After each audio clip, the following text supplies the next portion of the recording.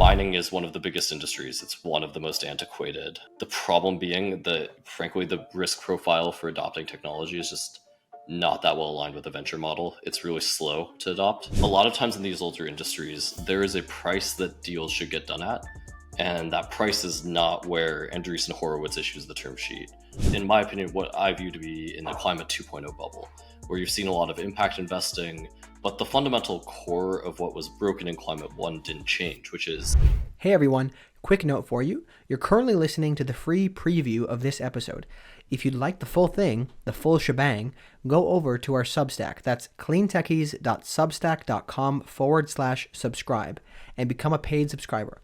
Any paid subscription gets you full access to the show on the Clean Techies Substack. Welcome back to Clean Techies. This is your host, Somal Agarwal, and let's get into it. So today we're joined by a good friend of mine, Andrew Chan, who's the former of ATAS, a venture capital fund focused on the next wave of climate innovation, or as he calls it, Climate 3.0. Now, Andrew thinks about venture from first principles. I think that's what made this conversation so much fun. Be it breaking down the venture process and making it more data-driven, to understanding what's necessary and what's needed out of this next wave of climate innovation, to just truly studying this space and understanding how fantasy might become reality. Andrew really gave a masterclass in how one of the next pioneers of the next generation of venture may look at investments moving forward. So if you're serious about the future of climate investing and want to hear from one of the people shaping the next generation of the industry, listen in now. This is one you don't want to miss. As always, thanks so much, Goodwin, for sponsoring this podcast, and enjoy the episode. Great to meet you, Andrew. Good to have you on the show. Great to meet you. I appreciate you guys having me. Yeah. You are backpacking right now, or maybe car packing, living out of a vehicle right now. So where in the world are you? Yeah, I am currently in Bangor, Maine, which is a town that is approximately 2 hours northeast of Portland. Sorry, you're coming through a little shady. Can you hear me okay? Say it one more time. Your video's cutting in and out. So don't worry about my video. Okay. Riverside does it where both sides are independent of each other. Okay, So perfect. Sorry, I don't know the No plot worries. level. We'll cut it up. Okay. Yeah, I'm in Bangor, Maine, about 2 hours north of Portland. I'm here because my dad lives up here, so I've been with him over the weekend before I'm driving down to Boston tomorrow and then hitting the road again. So good Wow. to catch you while I'm still stateside before heading over to Mexico.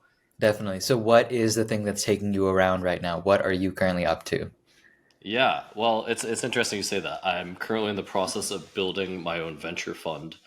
And the thing that's taken me all over, the main one is actually that I don't have an apartment. So about last April, I decided to put everything I owned into storage because I think that the in-person meeting is a lost art in the younger generation of venture capitalists. And that whether you're doing deals with somebody, you're investing money on somebody's behalf, you should meet those people in person, see them face to face, and spend that time together. And so that's why I decided to hit the road. And it's been pretty crazy 10 months of that, to say the least. Love it. So from your experience thus far, you're trying to meet people in person, Yep. but just generally speaking, walk us back a little bit. What are you building a fund in and why? Yeah, absolutely. So, and I think the helpful point to start here is with sort of my earlier background. So before being in venture capital, I was actually working at NASA's Jet Propulsion Lab, and I was really supposed to go into a science field, right? And when I got to VC, I kind of saw two really big trends. One is that most people investing in highly technical VC opportunities didn't actually understand what they were investing in. That's been a big trend throughout my entire career, is just people don't know what they're investing in, what they're looking at. And number two being specifically around this area of climate and impact, there was a pretty big misalignment between what actually made money and what was getting venture funding.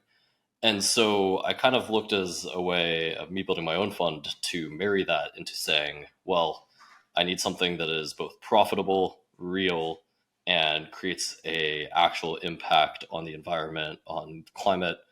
That's sort of where I decided to launch a fund, is at the juncture of those. Definitely. So one thing I'd love to narrow in on a little bit is you talk about Climate 3.0. So, for the audience, if you're listening to this, Climate 3.0. Now, Andrew, I want you to just tell me, what is Climate 3.0? Yeah, so I think that right now is what you call climate two, and nobody's really necessarily termed that, called it out directly. A large part of my mentorship, the people that I've worked for in my career, come out of climate 1.0. So your sort of 2012-ish bubble that led to, frankly, a lot of lost capital for investors. And right now, we're kind of, in my opinion, what I view to be in the climate 2.0 bubble, where you've seen a lot of impact investing, but the fundamental core of what was broken in Climate 1 didn't change, which is heavy infrastructure projects, largely reliant on non existent carbon credits and government regulations that may or may not exist every 4 years, right? For me, Climate 3 is the evolution of that thesis into something that actually generates profits for investors and a tangible impact on the environment because companies are actually going to succeed and bring technology to market. And so that comes into basically creating efficiencies for older industries, right? So using applied AI, applied robotics, vertical IoT solutions to increase the efficiency profile of your traditional industries, your heavy emitting industries like agriculture, like energy, manufacturing, and using those efficiency increases to have a second order effect on climate and climate impact instead of targeting just emissions reductions as your benchmark. You target profits first and emissions second. You know that feeling when you meet someone who shares your vision for the future? It just clicks, like two peas in a pod. Well, that's exactly how we felt when we met Goodwin, who we are proud to have as our sponsor. Being the first major law firm to set up a climate-specific startup and venture practice makes them exactly the kind of partner we are excited to work with. They realize that there are a plethora of challenges to building climate tech startups, and that's why they have built an entire suite of resources for founders, investors, and entrepreneurs in the space. They even offer several tailored pricing methods. And guess what? It doesn't matter where you are listening to this. Goodwin is a global law firm that you can trust to be your partner through it all, from incorporation to exit. They've got you covered. Go to goodwinlaw.com and tell them Clean Techie sent you to get exclusive access to startup resources. All right, back to the show. Definitely. And I think, if you look around the political landscape and the effects of that and where people have navigated, I feel like you're ahead of the curve a little bit. Yeah, I mean, look, I don't know if I'm necessarily ahead of the curve. I think a lot of people have been trying to put this thesis under what you would call American dynamism.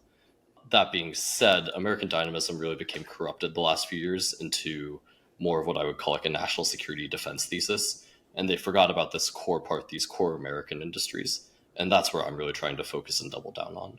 Interesting. So talk about that for a second. You put yourself in this situation. That's a pretty juicy thing you just said. Yeah. So American dynamism being corrupted. So I would agree. Yeah. I think a lot of people, especially nowadays, look at gov tech, defense tech as pretty, good potential investments. But you're saying that there was a previous version. So what are you alluding to there?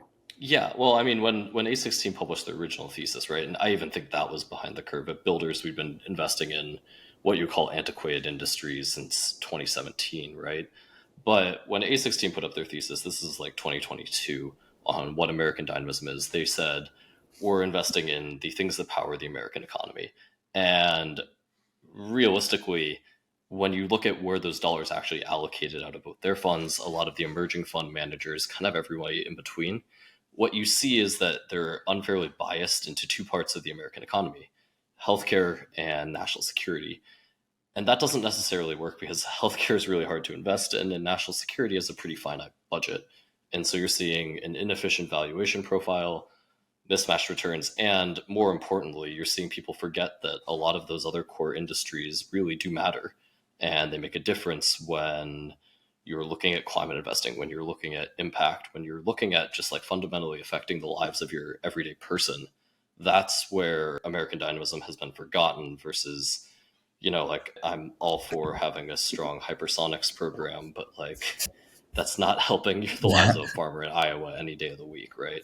Yeah. And so now we get to, you have noticed this opportunity. Yep. You're now working on a cool, project, building a cool new project called Atas. But, I'd love to take a second and talk about you as a person. So how did you originally get into this space, interested in the whole venture game? Oh man. So it's funny that you asked that, right? And this is a story I've told on TikTok and in writing a couple of times, but I was never supposed to be in venture capital, right? Like my senior year of college, I was applying for a Fulbright. Originally, I had planned to go to the UK and do volcanology research. My degree's in geophysics. what ended up happening is my roommate came into my room one day and he said, Andrew, said, Ari, he's like, dude, there's this venture capital job. This woman is interviewing every Caltech person who applies for this job. You have to submit an application. Like, you're going to kill it. And I said, all right, I don't know the first thing about venture capital. And he was like, Google it, you'll be fine. Hey founders, if you're hiring, I've got a special offer for you. For those of you who do not know, to pay the bills, I run a search firm called Earth Tech Talent. That's Earth with no A.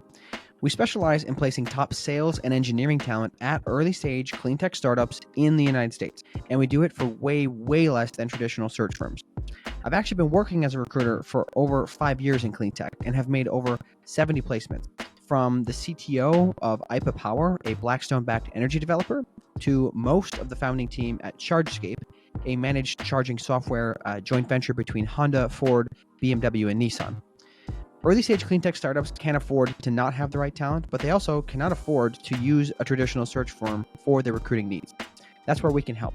We charge as low as 12% of first-year base salary, and this is compared to the typical 20 to 30% that most firms charge. You can get an expert in the space at a price that does not break the bank. If you'd like to learn more, check out our website, earthtechtalent.com. That's, again, Earth with no A. And we really value transparency, so our pricing is publicly available on the website. Book a call today. My calendar link is in the description. And be sure to reference this ad for $1,000 off of your first search. All right, back to the show.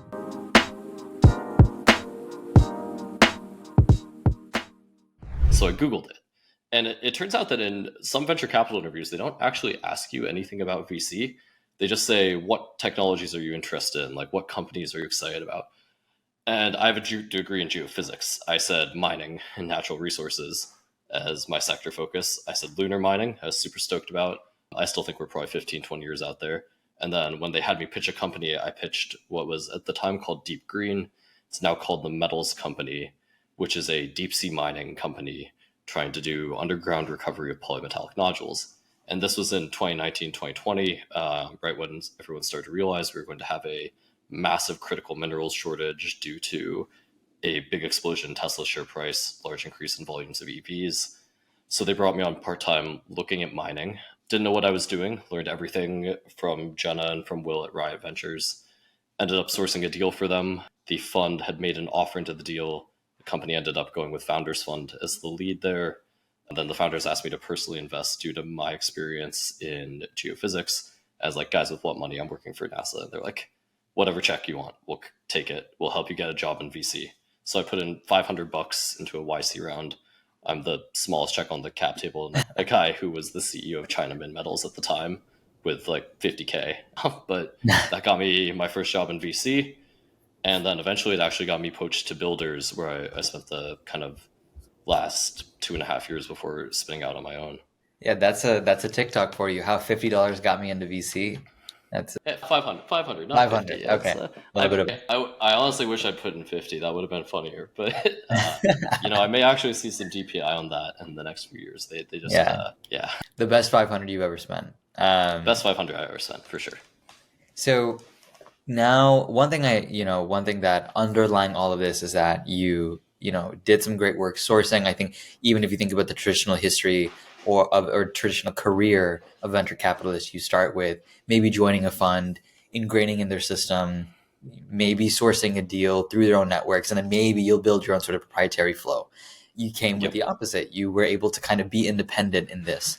And, in operating first outside of a fund and then inside of a fund, taking back, not just saying a venture capitalist, but looking at the problem space.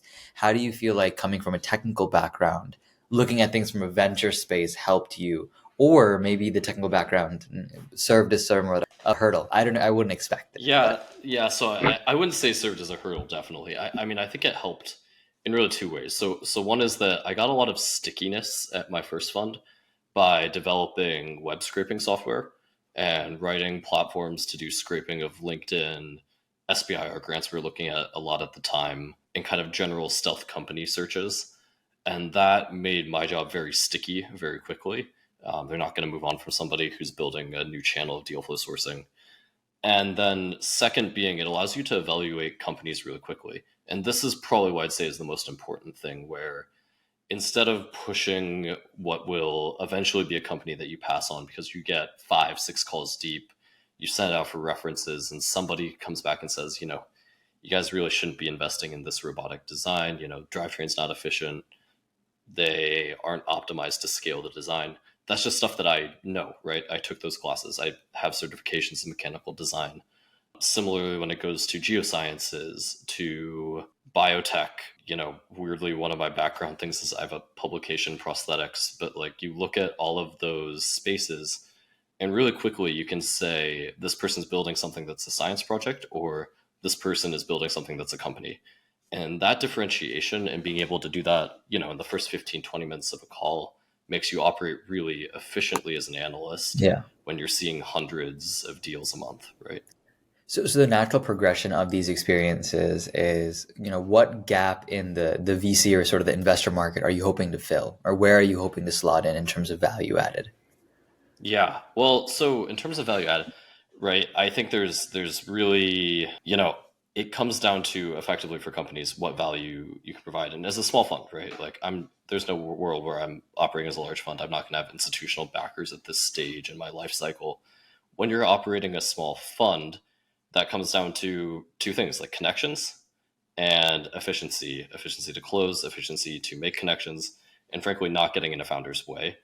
For me, the latter is in terms of running quick diligence processes, doing them founder contact light, being able to close quickly, wire quickly, make decisive commitments, lead checks at a pre-seed round, which is something that I don't think you see a lot of from a deep tech side. You see a lot of people waiting for someone else to commit or for you to have a critical cash commitment amount. And then the other side of that being, being actually helpful in terms of connections, network. I've been in the industry for a while, know what I'm doing on that front. I can send you lawyers, I can do recruiting, software to help on all of those things. But that's not a crazy value add. It's the same way, like, yes, I can revise a pitch deck. I can be good with storytelling for scientists. Like Right. my double major is in English. That's not a differentiating factor that should be commoditized. A lot of VCs pretend that that's not commoditized, but it should be. Yeah. Climate tech founders are taking on a huge challenge. Not only do they need to know how to build a startup, but they also need to deal with hardware, have a strong handle on climate policy, know how to fundraise from diverse investor types. It's a lot. That's why we made Clean Techies, the #1 podcast for climate tech entrepreneurs. In addition to our jobs, we devote 20 hours a week to producing this podcast for you. This way you can learn from the people who have walked the path before you, learn from their mistakes, and gain insights on navigating this complex journey. If this mission resonates with you, we are asking for your help. It takes a lot of effort and it's not free. If you are already a subscriber and want to help, start supporting us today by going to Substack and clicking Upgrade to Paid. Thanks for helping all the climate tech entrepreneurs like you. So walk me through, I think it'd be great to hear how you thought about some of the investment opportunities of the past, right? So Yeah, absolutely. Stratum AI, I think seems like an investment you're proud of. So walk us through that opportunity. How did it come up? How did you source it? And how did you find conviction? Yeah, so Stratum was the first deal that I ever did, right? That was the company that got me into venture capital. And it came up through really what you would call like a market deep dive, which is the process by which a lot of VC funds do this. You take a look at a market, you canvass the opportunities, you figure out what works and what doesn't, and then you look for a company that works. So when I was doing that work, I was part-time at the time with Riot, doing a deep dive on the mining and natural resources industry. I talked to a lot of oil and gas guys. That's where I started out. Turns out oil and gas is a really terrible place to invest in venture capital. It is a black hole of venture dollars just because of the boom bust cycle. But through that, I met some people at a higher level in oil and gas. They'd recommended I connect with this guy, Vaughn Blake. He's at a fund called Blue Bear Partners in LA. Blue Bear Capital. And Vaughn and I had kind of hit it off. He went to Colorado College. I grew up in Denver. This was during the peak of COVID too. And so, everybody's on Zoom chatting, just seeing how life goes. I told him I was really interested in mining. We talked back and forth on a couple deals, and he eventually sent me Stratum, and I just fell in love with the company, right? I met Daniel and Farzi. It was the first time I'd seen a company in mining that really felt like it was built by people with experience in the mining industry and who understood how to sell to the mining industry. And that latter point being the hardest part, where, especially in mining, nobody cares about saving money. They all care about top line, because adopting technology for them, they see as a risk. And so if you're saving money, but they could take no risk and have about the same margin profile, they don't see that as appealing, versus if you have no risk to make things worse and you could make something a lot better, Stratum improves a mine site's efficiency by about 10%. That's a really attractive sales pitch, right? The CEO understood that. The company was executing already on that pathway. And more importantly, too, they had proprietary data, proprietary models. They had some level of actual technical differentiation that, we're seeing LLMs get commoditized, wrappers get commoditized. Stratum's technology is not easily commoditizable, right? It's not easy to copy. You've seen a couple people try to in the last couple of years, and that hasn't gone that well for them, broadly speaking, because it's just not that easy to build the same product, even if you have some of the same opportunities. So all of those things sort of married together, it was an instant yes for me. I got on the first call, I said, this is insanely exciting. They said, we're closing this weekend. So I called the partner at Riot. We got on a call Friday. We had an offer in by Sunday. Wow. That's, you That move is fast incredible sometimes. turnaround. Yeah. But you have to sometimes. Yeah. So you named a bunch of signals, but looking back, can you boil it down to the one or two that really, of course, a lot of positive momentum, but what was the one or two that really sent you over the line? Yeah. Top two, just if we're going that, it's ability to sell, right? Founders' ability to sell to their market and understanding of their market. And then I think at the time for me, I still believe somebody could copy their models. So it would have been the data set that they'd accumulated, which is they had a bunch of chip data, blast data from effectively Farsi, who's the CEO, chasing down people in Japan and shaking them for data in person, which is what you do in mining. You take people out for some scotch and you shake them down until they give you what you want. Very old-fashioned way of doing business, very hard to replicate, shows deep understanding of the ecosystem, and is also just incredible data to build a AI company on top of. Yeah. Are you bullish on mining? So, maybe call it 3 years later? Ish, right? There are use cases that work and there are use cases that don't. Mining is one of the biggest industries. It's one of the most antiquated. The problem being that, frankly, the risk profile for adopting technology is just not that well aligned with the venture model. It's really slow to adopt. There are very few use cases that have worked. I mean, you can point to them like it's AIM, intelligent machines, Stratum, Kobold to some extent, but you can argue that they've had to raise a lot of money to get there. And so, and for all of those three, there's a lot of companies that have gone really, really wrong. And so you have to underwrite in a very careful profile. You have to find CEOs that really understand the industry and know what they're getting into. Usually those aren't people from Silicon Valley. Those are people who've lived and worked in mines, around mines. And finding those combinations of like good tech talent and people who understand mining, it's hard to marry the two. So bullish broadly on the industry will have to change eventually, right? But in the short term, is it really hard to sell to downstream customers? Yes. And so it goes both ways. It's a double-edged sword in that regard. Yeah. That makes a lot of sense. I do think Cobalt is a great call out, right? I think about maybe a year and a half ago, maybe about a year ago, they raised a $400 million, I believe, Series C, a massive round to revolutionize for the next generation mining site identification technology. But I do think that, the idea of building in an antiquated industry, right? I worked at a venture fund that looked at this from the software side, the digitizing now, like you said, much more commoditizable. But there's still a lot of sort of the industry knowledge that holds some competitive value, right? Industry knowledge, industry connections. So as you look to replicate that idea further, what did you learn from your experience at Builders that you think was particularly effective? Oh man. So the number one thing, and Jim was an incredible teacher in this regard, that Builders taught me is on being conservative and knowing when to pass, right? So a lot of times in these older industries, there is a price that deals should get done at. And that price is not where Andreessen Horowitz issues the term sheet or where Sequoia issues the term sheet. And when that comes up, you have to pass, right? And we were extremely disciplined about that. And that's why Builders has done really well and continues to do really well is a lot of discipline around investments and not forcing your model to conform to the ecosystem, and then waiting and finding the right investments for you and knowing when to flex that.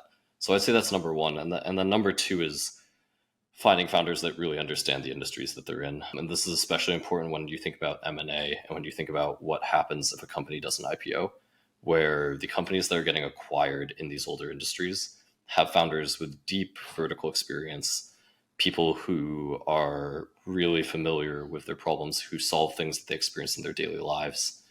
They solve these problems not because they think they're going to make money doing it, but because they were so annoyed at that problem in their old job that they had to fix it, right? And that's the sort of founder profile that you adjust for, where this typical Silicon Valley profile is more about who fundraises the best, who talks the best. In these industries, it's who understands the problem the best and who's going to solve it the best, because that's what you have to evaluate when you're looking at M&A, because these companies aren't always going to go to IPO. They're not always going to have secondary opportunities at $1 billion post valuation.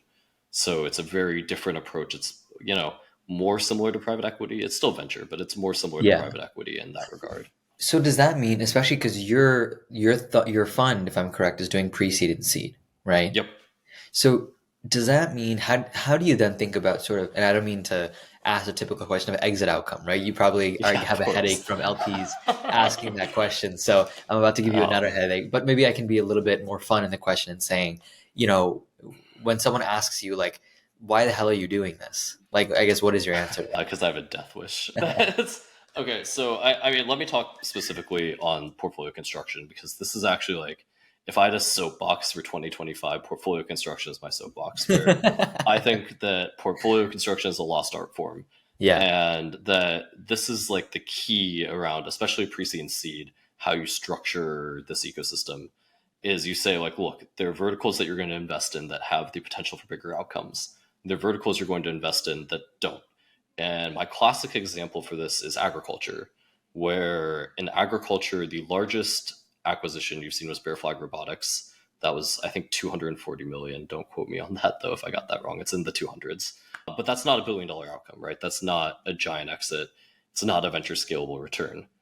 Now, the reason I like agriculture from an underwriting side, from a strictly financial approach, is there's a much higher probability of acquisition.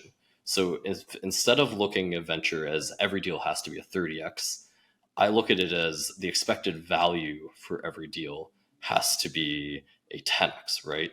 And so when you're thinking about how you want to perform as a fund in agriculture, you can get a 10x if you invest at a 4 million pre-money valuation, the pre-seed, and the company sells for 80 million. That's a great outcome for you. That's more than a 10x. Dilution may or may not be included in that calculation, but that's a great outcome one way or another.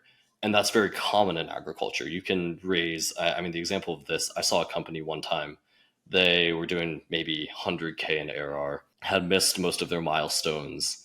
Their lowest acquisition offer they had was 5 million cash, right? Wow. They'd raised 2 million. So would have cleared the pref stack, would have paid back the founders. Everybody would have walked away happy from that. They ended up taking a larger equity offer, but that's still like, they missed milestones. They weren't doing what they were supposed to be doing. And that was a good outcome. Right. So that's how you view agriculture. If you underwrite the CEO right, you underwrite the problem correctly. It's about lower downside, capped upside. But if you enter at the right price point, it works out. Yeah. On the flip side of that, when you're looking at energy and geothermal, that's a binary outcome. If you're doing a new technology for drilling, that company will be multi-billion-dollar business or zero. You construct a portfolio of different types of risk, different technology approaches, so whether that's software, hardware, IoT, and you balance that across a portfolio so that your average return ends up being something really respectable. I mean, like, I hesitate to say like top quartile is respectable, because I think that's like barely beating the NASDAQ right now. But like, yeah. So anyways, going back to actually answering your question though, why I do this is I think that venture should be outperforming the NASDAQ, right? I think venture should be one of the best asset classes in the world. And I also think that it should be backing technology that fundamentally helps real people. I think at its best, it frequently does that. I think at its worst, it's just a Ponzi scheme, right? Yeah. And so if you want to weed out a lot of the bad actors in venture, you have to change the underlying model and show that better investments, better operations as a fund generates higher returns so that LPs shift their allocations.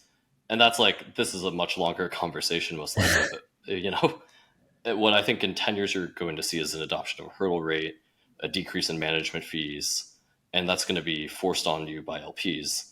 That's something I'd love to do myself in that point in time. And the only way you do that or lead the charge on that is if you're running your own fund.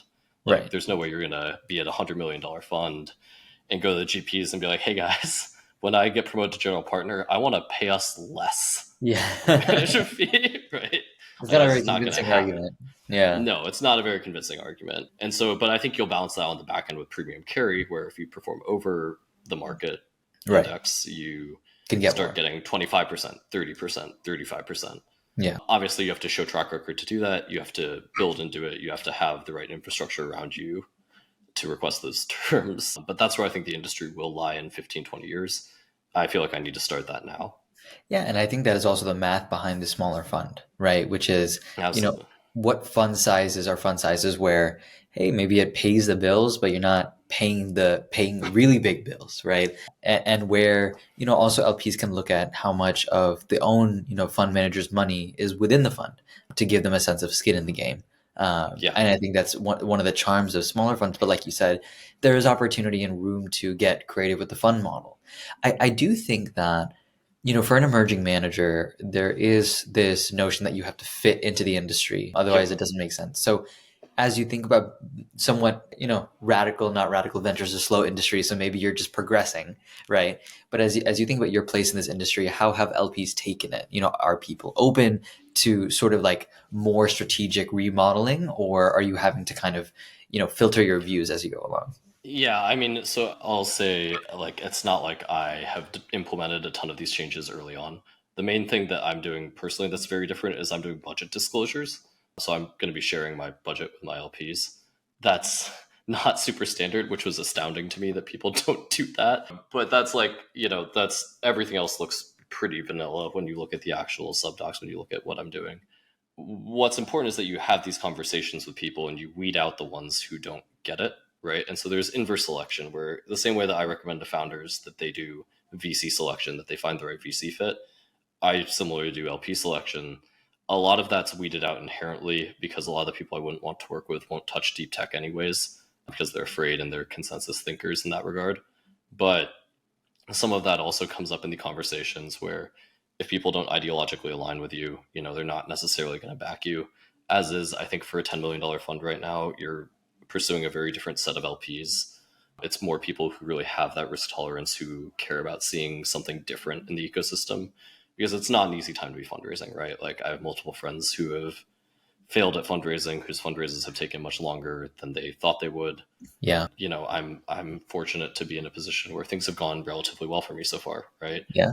But part of that is I don't look like a typical manager. I don't speak like one. I'm far less confident, way more socially awkward, way more introverted. But all of those things sort of combine to the fact that, like, I have a niche appeal, and you just have to find your niche appeal. And Yeah. that's advice I'd give to like any other emerging manager too: is find the people who align with you. Don't spend a lot of times trying to force something that doesn't work. Yeah. Well, I'm glad you brought that up because that is sort of and I think this is a question that has a lot of learning opportunity for, a lot of people who care about sort of making their own name and venture. You were an associate and a senior associate, and you've had it seems like some 4 or 5 odd years in the industry and are now sort of going out to do your own fund. I will Yeah. say, I mean, I think that's relatively early on the scale of the timelines to go on their own fund. So I guess one, if we can boil back to the decision of, you might have had, principal offer on the table, or at least Yep. opportunities to grow and continue at other funds. Why go out on your own? And also, what really made you feel like you could? Yeah. So I'll answer the first question there, which is why did I do it? And I mean, so I actually hadn't planned on it, right? When I left Builders originally, I had planned on taking some time off for family. And I had actually started doing software consulting for family offices and a couple of VC funds, doing custom AI build outs for basically ChatGPT wrappers in a lot of cases, but that would fit workflows, integrate with CRMs and older systems, drive efficiency there. So I did that for a bit, ended up having a pretty steady stream of income, and was at a point where, I could go back to the industry. I had offers on the table, and I really just frankly felt like if I was going to take risk in my life, now was the time to be doing it. Woefully single, as there will be a wonderful post about that on Medium next week. And, don't have, my family's lucky to be in good health right now. Like, I don't have a lot of commitments on that front. So if there's a time to be living on the road and traveling all the time, now's the time. Why I felt I could do it. So I'd say that the positions I had at Builders wasn't really a typical senior associate role. At least for the first year I was there, I was the only junior investor on a team of 6 GPs, and we had about 500 million. I joined and I was sitting on 10 board seats as either an observer or as the official member, and was leading my own deals. Everything soup to nuts, right? Like, that's not typically the position. That is Like, not. titles in venture don't really mean anything, and that's what you come to realize after a while. It's like what you actually did, not what your title says necessarily. Yeah. That was what I would call affectionately like being thrown off the deep end in a lot of regards. Yeah. But I loved it, right? I'm very thankful for Jim and the team for giving me that opportunity. So that's like a confidence on operations side where, I felt like I could execute. Really, what pushed me over the edge is I've been angel investing since I joined the industry. I had my first pretty large markups in my angel portfolio. That's, it's not crazy, right? Like there's still a Series A, but you start to have a couple breakout candidates, and you Right. spend long enough in the industry, you can feel what a breakout candidate feels like. And so that was sort of a confirmation that I knew what I was doing in terms of picking. I knew how to Right. do the ops from the experience of builders. And I felt like, now's the time. You got to Yeah, take definitely. risks in order to make something that actually has any impact or legacy. So that was sort of the decision profile for me. Definitely not an easy one. I still sometimes wonder. I mean, I know for a fact I would be far happier if I just done consulting full time, but like could move to Thailand, had a much more relaxed lifestyle. But I don't know if You your can do that 20s are the later. time for you to be relaxed. You can Yeah. relax when you have Right. kids or something like that. Right. It's, When you need to. when you need to, exactly. Yeah, exactly. So thinking about how you had to grow into a role of essentially managing the deal flow, managing the diligence, managing the Yep. sourcing. So through that, you're obviously being put through a lot of pressure. And I'm sure Yeah. a few skills popped out that, I'm very familiar with the role that you're talking about. We can talk about this later. I'm in a bit of a role like that right now. And I Oh know a man. couple of, yeah. And so, Yeah. yeah. So, and I know a couple of people who are in similar roles. And I will say these are the people who know sort of their deals and their in the industries they're looking at top to bottom, because it's basically do or die. But Yep. in that, I think you end up prioritizing a few things. So my question to you is, as you got better at this, what did you feel becoming sort of the 2, 3 most important skills to keep as you did this? My number one is like Python, and I know that sounds kind of like a little Fair? trite, but especially in the world of OpenAI, the amount of automations, the amount of like weird background Jupyter notebooks I have running, like I'm not a gifted coder in any regard, like I'm passable, but the number of things that you can build to make your own workflows far more efficient, using Mhm. ChatGPT effectively, that was, especially the last year I was at Builders, was extraordinarily important on time management. I built out an entire system doing web scraping and automation for them too. That did a lot of my top of funnel. Frankly, I had some email automations. I don't love automating outbound email. I don't love automating inbound, but it made things a lot more efficient on data entry, data input too. So Python is like, if I have advice to anybody who's younger in the industry who did not learn how to code in college, it's learn how to code, learn how to make Wow. that serve you. I'm definitely going to hit you up for Um, that after this. yeah, dude, I've got all the resources. Happy to get you on board. This is like the biggest differentiator where, a lot of VC skills are commoditized. You got to think about what Right. isn't. And not a lot of VCs know how to code. Frankly, not that many know how to use technology to start. So, Yeah. like, Yeah. you can really get away from the typical ecosystem. So, that's number one. I think number two is soft skills. And I can't like say there's like one particular. Public speaking is probably it. Where, and, I'm not putting on like my public speaking face for this. I think that when you're doing podcasts, things like that, it's actually You're important putting on to your be. podcast face right now. Yeah. No, you're supposed to be candid, right? Like you should be yourself.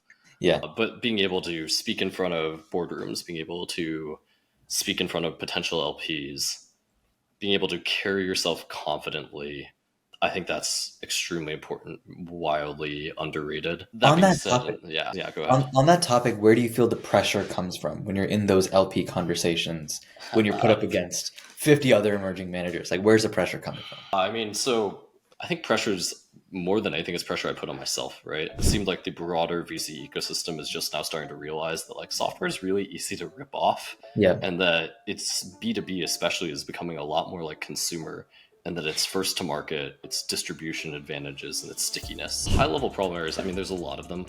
The number one being, I think we've been underutilizing robotics, and especially what I call scalable robotics in these industries for a while. Fiction often tells the lives of like real people, and then it also tells a lot about people's views of the world.